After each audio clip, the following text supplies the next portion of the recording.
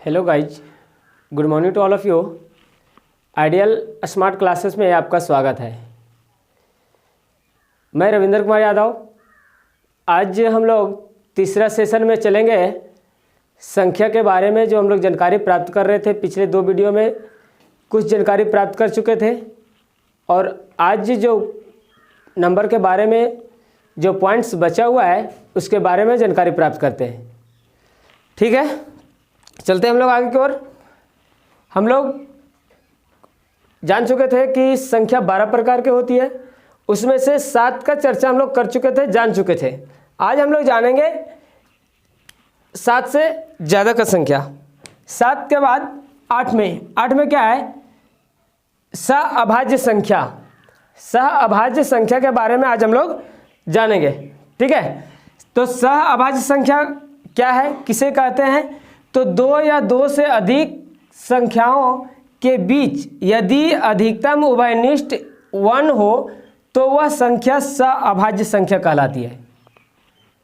सहअभाज्य संख्या वह संख्या जो दो या दो से अधिक संख्याओं के बीच यदि अधिकतम उभयनिष्ठ 1 हो तो वह संख्या सहअभाज्य संख्या कहलाती है। ठीक है, जैसे लेते हैं हम लोग एग्जाम्पल में 2 3, 2 और 3। इसका हम लोग को देखना है। एक तरह से कहने का मतलब है कि दोनों संख्याओं के अगर HCF अगर सेम आता है 1 तो वो संख्या सहअभाज्य संख्या है। तो 2 3 को लेते हैं हम लोग। 2 × 1 = 2, 2 × 1 = 2, 3 × 1 = 3। ठीक है, ये दोनों का 1 जो है क्या है? दोनों का उभयनिष्ठ है। उभयनिष्ठ कहने का मतलब ये है गाइज कि दोनों में जो आता है ये 1 जो है ये दोनों नंबर में आ रहा है, इसी को हम लोग कहते हैं उभयनिष्ठ। ठीक है, दूसरा नंबर दिया हुआ है 3 4, इसको लेते हैं हम लोग। तो इसमें 3 × 1 = 3 होता है और 2 × 2 = 4 होता है, 4 × 1 = 4 होता है। ठीक है, तो इसमें हम लोग 2 को सहअभाज्य संख्या नहीं कर सकते, इसलिए क्योंकि 2 4 में आ रहा है लेकिन 3 में नहीं आ रहा है। ठीक है, तो सहअभाज्य संख्या वो संख्या है जो दो संख्याओं के बीच अधिकतम उभयनिष्ठ, तो ये दोनों में कौन उभयनिष्ठ है? 1 है, तो ये हम लोग को 1 उभयनिष्ठ संख्या है, तो ये इस संख्या को हम लोग सहअभाज्य संख्या कहते हैं। ठीक है, अब हम लोग आगे जाते हैं 9 पॉइंट्स में। 9 पॉइंट्स क्या है? परिमेय संख्या। परिमेय संख्या। अब हम लोग जानते हैं परिमेय संख्या है क्या।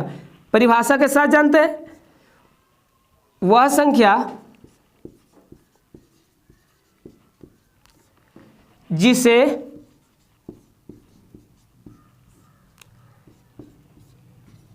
P/Q के रूप में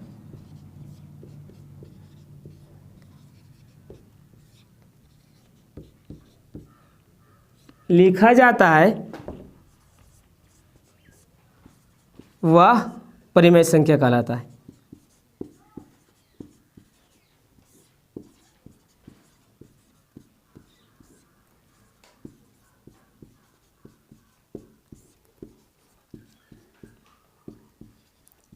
जैसे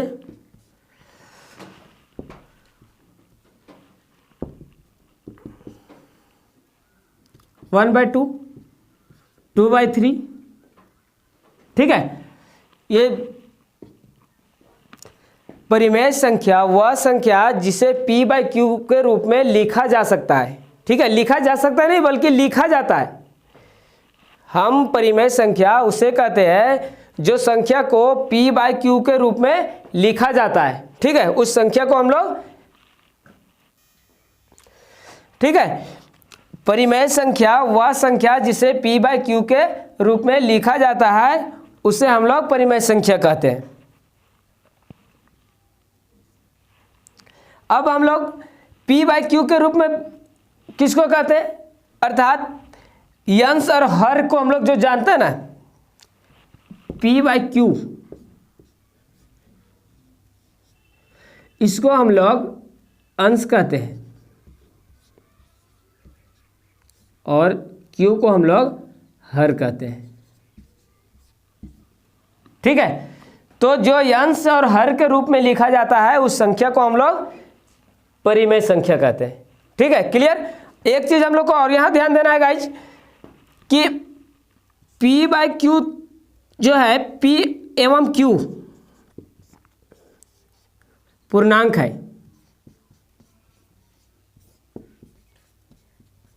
लेकिन Q not equal to zero, Q not equal to zero. हम इसमें ये कहने का मतलब है स्टूडेंट्स कि P बाई क्यू के रूप में जो लिखते हैं हम लोग, लेकिन अंश और हर, तो हर कभी भी जीरो नहीं हो सकती है। ठीक है, परिमेय संख्या में हम लोग को ये चीज़ पे ज़्यादा केयर करना है कि P बाई क्यू के रूप में तो लिखा हुआ है, P क्या है और Q दोनों क्या है, पूर्णांक है, लेकिन Q not equal to zero, हर जो है वो कभी जीरो नहीं हो सकती है। ठीक है, अब हम लोग आगे जानेंगे अपरिमेय संख्या। तो यहाँ तक अगर आप लोगों ने अगर नोट किए होंगे तो ठीक है, अगर नहीं नोट किए हैं तो 10 सेकंड का टाइम दिया जा रहा है, आप स्क्रीनशॉट ले लें, फिर हम लोग आगे चर्चा करते हैं।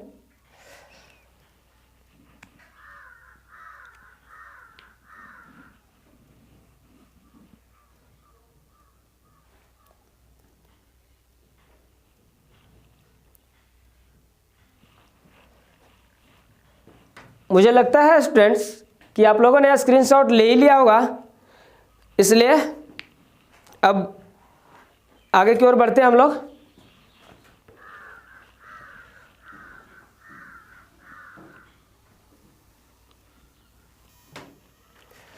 अब हम लोग जानते हैं नेक्स्ट अपरिमेय संख्या।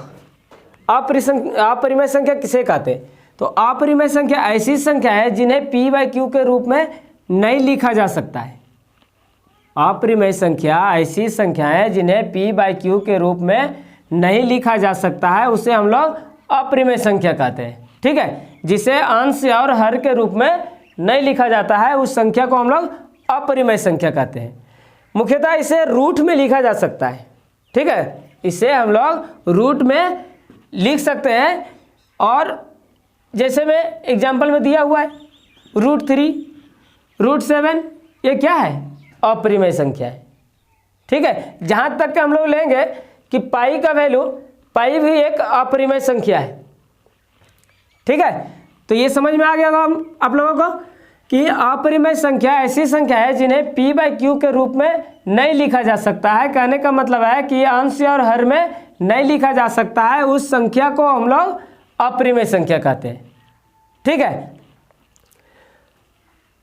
इसमें हम लोग ये भी देखेंगे कि अपरिमेय संख्या का जब वर्गमूल हम लोग निकालेंगे तो पूर्ण वर्ग उसका नहीं निकलता है।